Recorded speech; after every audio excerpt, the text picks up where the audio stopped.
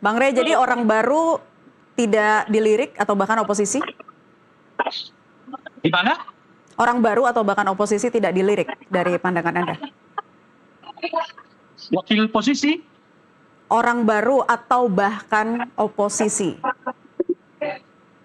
Ya, orang baru belum tentu harus oposisi, ya kan? Orang baru bisa saja, kan masih banyak.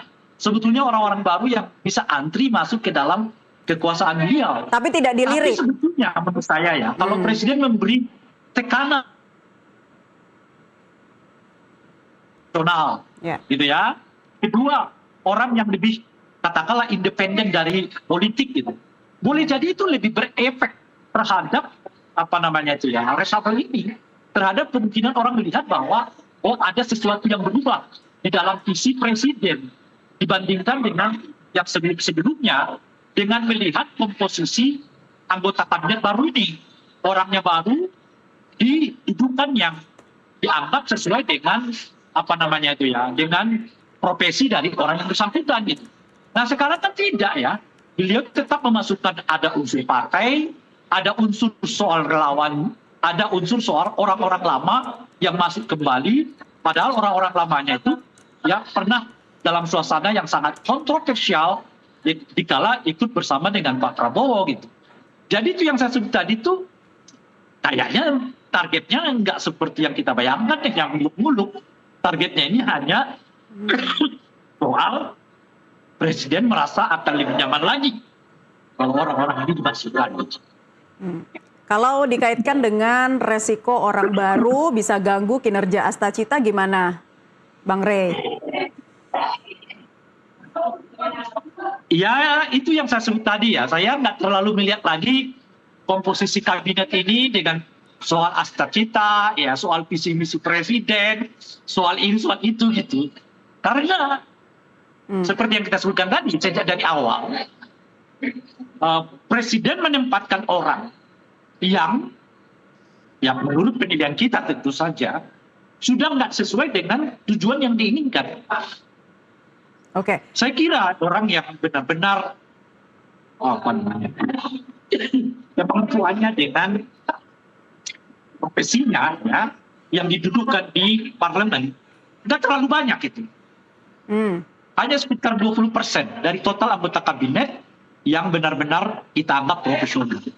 Arti profesional itu artinya orangnya, backgroundnya sesuai dengan jabatan yang diemban sekarang ini. Di luar itu pertimbangannya soal kenyamanan, soal politik, soal akomodasi, ya, soal pertemanan macam-macam. Termasuk juga sudah 5 kali rombak reshuffle kabinet, ini yang kelima dalam waktu 1,5 tahun.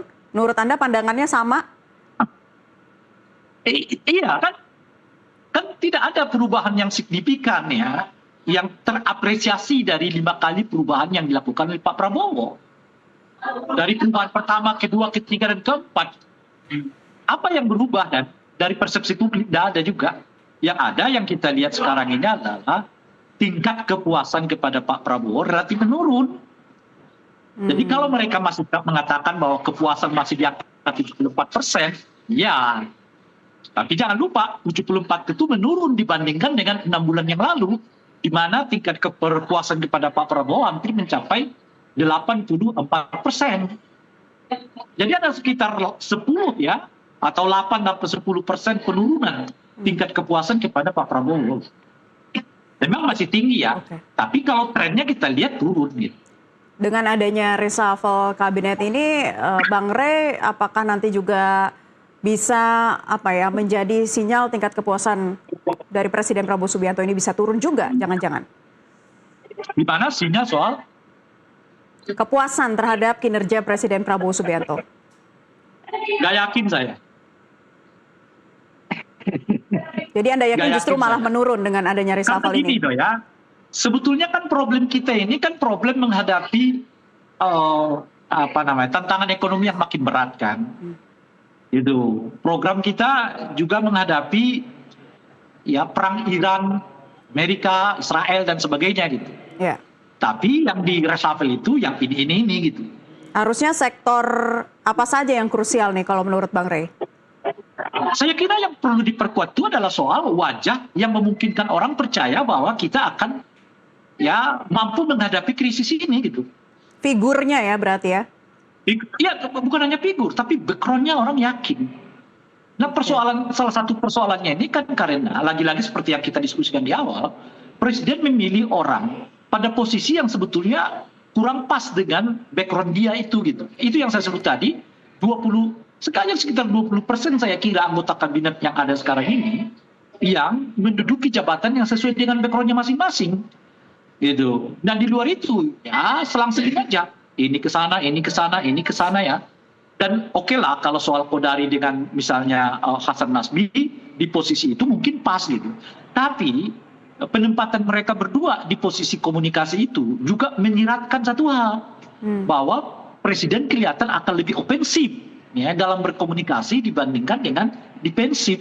Nah pertanyaannya adalah apakah komunikasi dan cara berkomunikasi presiden ya melalui dua figur ini akan lebih adem, lebih jelas, lebih transparan, lebih meyakinkan, atau sebaliknya akan lebih menimbulkan keriuhan di tengah masyarakat gitu. Itu kalau itu yang terjadi, yang kedua misalnya yang terjadi, ya tentu saja akan berdampak terhadap citra presiden sendiri gitu.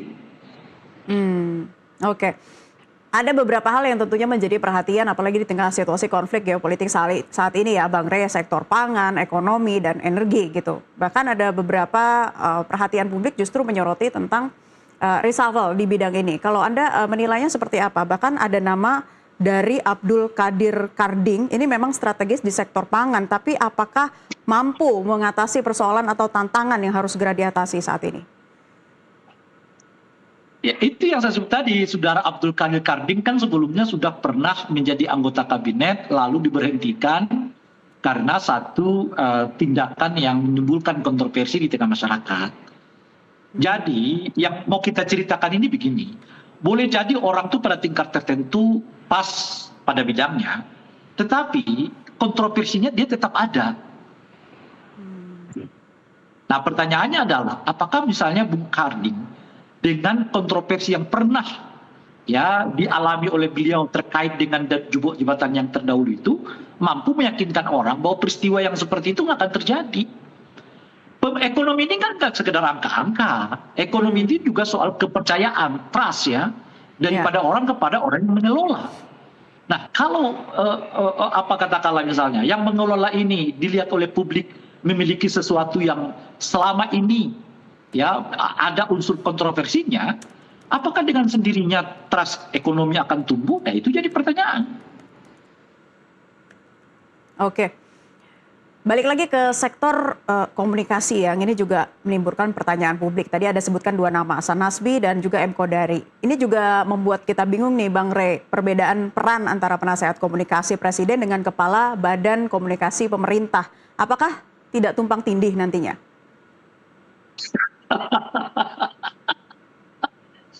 Pertanyaannya menggelitik ya.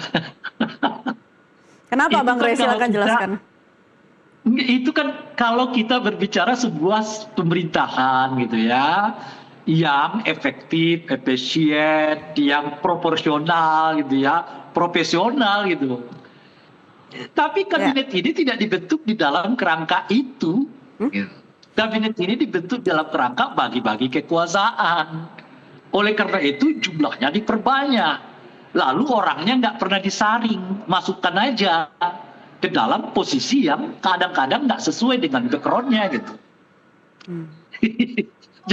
Jadi kita berbicara sesuatu yang ideal pada sebuah pemerintahan yang hanya berpikir soal bagaimana konsolidasi kekuasaan itu dilakukan gitu.